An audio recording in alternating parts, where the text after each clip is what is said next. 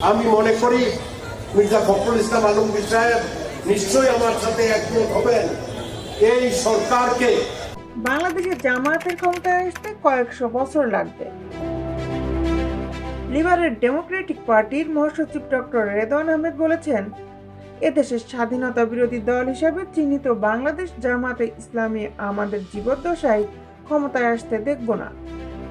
জামাত এদেশের ক্ষমতায় আসতেও কয়েকশো বছর লাগবে। শুক্রবার বিকালে কুমিল্লার চান্দিনা উপজেলার বাতাগাছি ইউনিয়নের হাসিমপুর সরকারি প্রাথমিক বিদ্যালয়ের মাঠে এলডিপির কর্মী সমাবেশের প্রধান অতিথির বক্তৃতায় তিনি এসব কথা বলেন।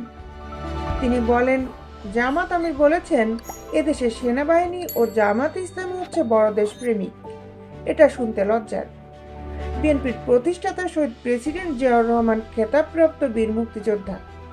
বিএনপিতে শত শত নেতা আছেন, তারা সম্মুখ যুদ্ধে অংশগ্রহণ করেছিলেন।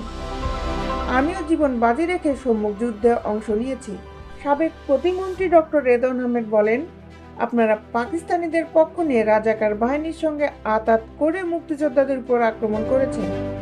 চান্দিনার গঙ্গায় গ্রামে গণহত্যা চালিয়েছেন, বাড়িতে বাড়িতে আগুন লাগিয়েছেন।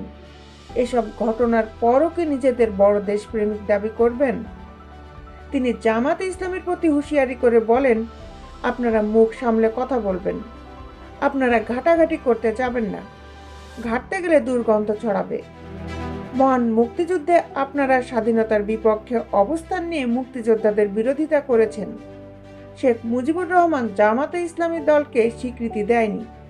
যখন এ দেশে বহুদলীয় গণতন্ত্রের প্রবর্তন হয়, তখন শহীদ প্রেসিডেন্ট জিয়াউর রহমান আপনাদের দল করার সুযোগ দিয়েছেন। ডক্টর রেদওয়ান আহমেদ বলেন, আপনারা দল গোছাচ্ছেন ভালো কথা, কিন্তু দেশের স্বাধীনতা ও নিজেদের দেশপ্রেমিক দাবি করে কোনো বিভ্রান্তি সৃষ্টি করবেন না। 20 দলীয় জোটের সঙ্গে প্রতিদ্বন্দ্বিতা করতে হলে বড় কোনো রাজনৈতিক দলের সঙ্গে জোটভুক্ত হয়ে হয়তো প্রতিদ্বন্দ্বিতা করা সম্ভব হবে।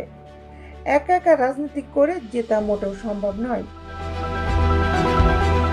দেশ বিদেশের আপডেট নিউজ পেতে আমাদের সাথেই থাকুন। Justice television, Dhaka.